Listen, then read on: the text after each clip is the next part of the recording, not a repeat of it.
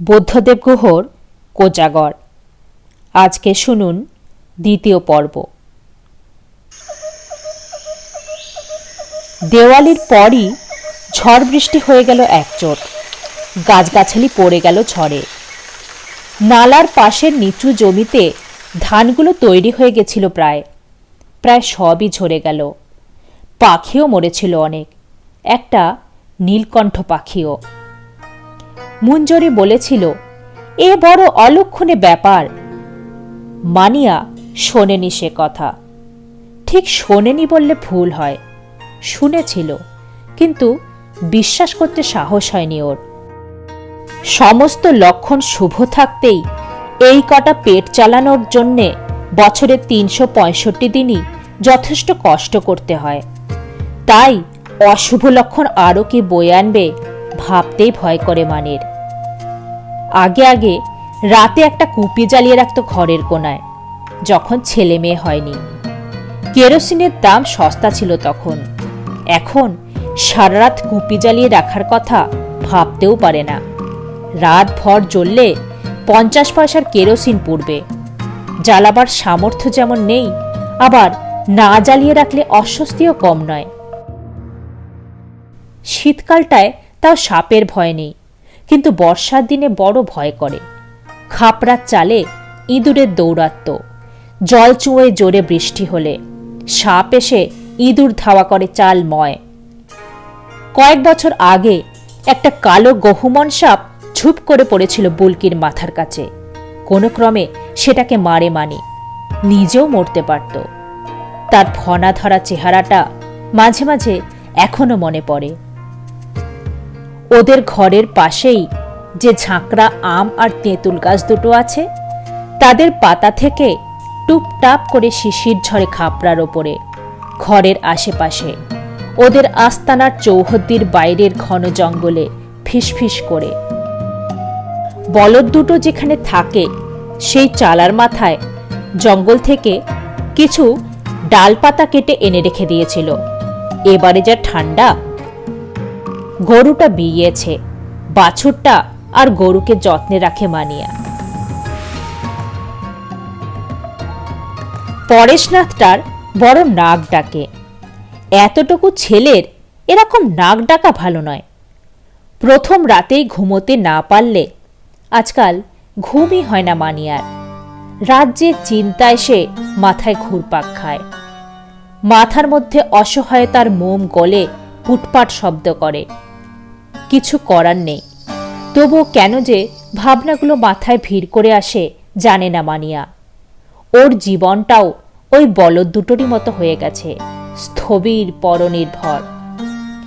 মুঞ্জরি কাত হয়ে শুয়ে আছে ৯ বছরের মেয়ে বুলকিকে বুকের মধ্যে জড়িয়ে, বিচালির উপর ছেঁড়া কম্বলটা গায়ে দিয়ে। একদিন মানিও অমনি করে মুঞ্জরিকে জড়িয়ে শুয়ে থাকত। বুকের মধ্যে যুবতী মুঞ্জরির নরম শরীরের সমস্ত উষ্ণতা কেন্দ্রীভূত হতো। দুজনে দুজনকে অঙ্গাঙ্গিভাবে জড়িয়ে বাইরের শীত, ওদের অন্তরের সমস্ত শীতকে একে অন্যের শরীরের ওমে সহনীয় করে তুলত তখন। সেসবও অনেক দিনের কথা। এখন পরেশনাথ ওর সঙ্গে শোয়। বয়স প্রায় ৭ হয়ে গেল দেখতে দেখতে। বড় বাপ নেওটা ছেলেটা। মানিয়া ঘুমন্ত পরেশনাথের কপালে একবার হাত বোলায় অন্ধকারে। মালসার মধ্যে কাঠকয়লার আগুনটাকে পরেশনাথের গায়ের আরো কাছে এনে দেয়। তারপরে কি মনে করে আবার সরিয়ে রাখে। শোয়া বড় খারাপ পরেশনাথের। ঘুমের মধ্যে আগুনে হাত পা না পোড়ায়। একবার পুড়িয়েছিল ওদের বড় মেয়ে জিরুয়া। জিরুয়ার কথা মন থেকে মুছে ফেলতে চায় মানিয়া। বড় কষ্ট পেয়ে মরেছিল মেয়েটা। সেসব অনেক কথা মনে আনতে চায় না, মাথার মধ্যে বড় ব্যথা করে ওর। হঠাৎই ওর কান খাড়া হয়ে ওঠে। বাইরের ঘাসপাতায় শিশির পড়ার শব্দ ছাপিয়ে অন্য একটা শব্দ শুনতে পায় ও। শিশির পড়ার শব্দের মতোই নরম, কিন্তু প্রাকৃতিক শব্দ নয় কোনো। না, আবার এসেছে। দাঁতে দাঁত ঘষে একটা আওয়াজ করল মানিয়া। উঠে বসে নিভিয়ে রাখা লণ্ঠনটাকে জ্বালালো। 3-4টে কাঠি খরচ হয়ে গেল। আজকালকার দেশলাই কত কাঠি যে জ্বলে না। তার উপর হিমে বারুদটা নেতিয়ে গেছে একেবারে। লণ্ঠনটা জ্বালিয়ে পরেশনাথকে ডাকবে ভাবল, কিন্তু বড় মায়া হলো। এই শীতের রাত্রে শত্রুকেও বাইরে যেতে বলতে মন সরে না। চোর ডাকাতরাও ঘর ছেড়ে এক পা নড়ে না এখন। কিন্তু উপায় কি? খিলটা খুলল দরজার। একটা পাল্লা খুলতেই সারা গা হিম হয়ে গেল। টাঙ্গিটা কাঁধে ফেলে লাঠিটা ডান হাতে নিল, আর বাঁ হাতে লণ্ঠনটা। তারপর দরজাটা টেনে ভেজিয়ে দিয়ে বাইরে বেরোতে যাবে এমন সময় মঞ্জুরি ঘুম ভাঙা গলায় বলল, কমচি। মানি স্বগতোক্তির মতো বলল, খরগোশ। মঞ্জুরি একটা পুরুষ সুলভ অশ্লীল গাল দিয়ে দীর্ঘশ্বাস ফেলল একবার, তারপর পাশ ফিরে শুল গুটিসুটি হয়ে। এই পাহাড় জঙ্গলের শীত, গ্রীষ্ম, বর্ষা, এই খিদে, বছরের পর বছর এই অভাব মঞ্জুরিকে হিজড়ের মতো রুক্ষ করে দিয়েছে। সবই মানিয়ার দোষে, তার মরদের দোষ। যে মরদ অওরাতকে সুখে রাখতে পারে না, সে আবার মরদ কিসের? লণ্ঠনটা হাতে নিয়ে যখন চিনেবাদামের খেতে পৌঁছল মানি, তখনও খরগোশগুলোর ভ্রুক্ষেপ নেই। পাটকিলে রঙা ধেরে দুষ্পানগুলো প্রায় আধখানা ক্ষেত সাবড়ে দিয়েছে। দেখেই অন্ধক্রোধে দৌড়ে গেল মানি। ধপাধপ লাঠি পিটল, যেন লাঠি দিয়েই ও মারতে পারবে ওদের এবং ওর অন্য সমস্ত শত্রুদেরও।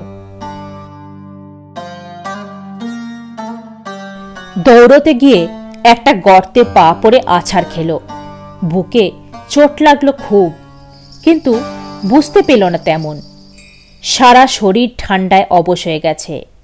লণ্ঠনটা ছিটকে পড়ে গেল ওর হাত থেকে। কাঁচটা কোনো ক্রমে বাঁচল, কিন্তু আলো নিভে গেল। উল্টে গিয়ে তেল গড়াতে লাগলো। হামাগুড়ি দিয়ে গিয়ে হাতড়ে হাতড়ে লণ্ঠনটাকে সোজা করল মানিয়া। কেরোসিন তেল গড়ানোর চেয়ে ওর বুকের রক্ত গড়ানোও যে ভালো। লণ্ঠনটা হাতে নিয়ে যখন উঠে দাঁড়ালো, তখন খরগোশ সব পালিয়ে গেছে, ঢুকে গেছে লিটপিটিয়ার ঝোপ পেরিয়ে ওপাশের ঢালের গভীর জঙ্গলে।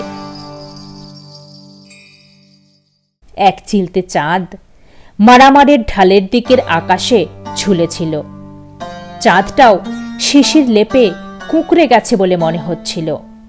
পশ্চিমের চড়াই থেকে হঠাৎ হাতি ডেকে উঠল। বন পাহাড় সেই তীক্ষ্ণ ও সংক্ষিপ্ত আওয়াজে চমকে উঠল। শিশির ভেজা বন পাহাড়ে শব্দটা অনেক দূর অবধি গড়িয়ে গেল। ঝিঝি ডাকতে লাগলো। একটা একলা টিটি পাখি হলুক পাহাড়ের দিক থেকে ডাকতে ডাকতে এদিকে উড়ে আসতে লাগলো। জঙ্গলে কোনো চলমান কিছু দেখে থাকবে পাখিটা। শিশির ভেজা আধ ফোঁটা চাপা ফুলের মতো আবছা হলুদ ভিজে আলোয় পথ দেখে আবার ঘরে ফিরে এলো মানিয়া। তারপর আগুনের মালসাটার উপরে পায়খানার বসার মতো করে বসল।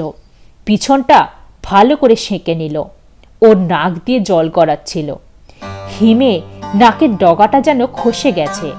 হাত দুটো প্রাণপণ খসতে লাগলো। সেঁকা পাঁপড়ের সঙ্গে অন্য সেঁকা পাঁপড় খসলে যেমন আওয়াজ হয়, মানিয়ার হাত ঘষার তেমনি আওয়াজ হলো। পরেশনাথের বোধ হয় ঘুম ভেঙে গেল। অস্ফুটে বলে উঠল, বাবা। কিছু না রে, কিছু না, ঘুমো তুই, বলেই মানিয়া ঘুমন্ত পরেশনাথের পেছনে আদরের চাপড় দিল। এই বাবা ডাকটা মানিয়ার বুকের মধ্যে আজকাল কি সব পাথর বাঁধা জিনিস তোলপাড় করে দেয়। শক্ত, বড় কঠিন অনেক কিছু বোধ যেন বুকের মধ্যে গলে যেতে থাকে। প্রথম যৌবনে ও কখনো ছেলেমেয়ের প্রতি এমন অন্ধ টান অনুভব করেনি। আগুন সেঁকতে সেঁকতে মানিয়া বুঝতে পারছিল ও বুড়ো হয়ে আসছে, ওর দিন ফুরিয়ে আসছে, লণ্ঠনে তেল শেষ। এইবার দপ করে জ্বলে উঠেই কোনো একদিন হঠাৎ নিভে যাবে মানি ওরাও। কিছুক্ষণ আগুন সেঁকে পরেশনাথের গায়ের সঙ্গে ঘেঁষে কাঁথাটা সর্বাঙ্গে জড়িয়ে নিয়ে শুয়ে পড়ল মানিয়া। নাবালক ছেলের ধুলোমাখা গায়ের গন্ধে নিজের নাক ভরে নিয়ে মানিয়া ভাবতে লাগল, যদি বেঁচে থাকে তবে আর কয়েক বছর বাদেই ও নিশ্চিত বিশ্রাম পাবে।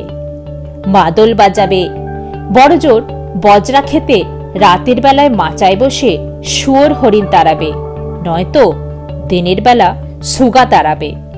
মকাইয়ের খেতে সাবাই ঘাসের মাদুর বানাবে আর সারা দিন রোদে বসে থাকবে। বস্তির বুড়োরা যেমন থাকে, তখন খুব করে রোদ পোয়াবে মানি। ওর একমাত্র ছেলে বেটা, ওর বংশধর, ওর মরা মুখে আগুন দেওয়ার জন্যে দেখতে দেখতে জোয়ান যুবকে রূপান্তরিত হবে। সেদিন ওর জোয়ান লেরকার ভরসা করতে পারবে মানিয়া। মানিয়া আজকাল প্রায় অনুভব করে পরেশনাথই ওর বীজ, বার্ধক্যের অভিভাবক, রক্ষাকর্তা, ওর ভরন্ত ভবিষ্যৎ। এত সব ভাবতে ভাবতে ওই শীতের রাতেও মানিয়ার গা গরম হয়ে উঠল। ভালো লাগলো খুব ভবিষ্যতের কথা ভেবে। তারপরে খারাপ লাগলো হঠাৎ।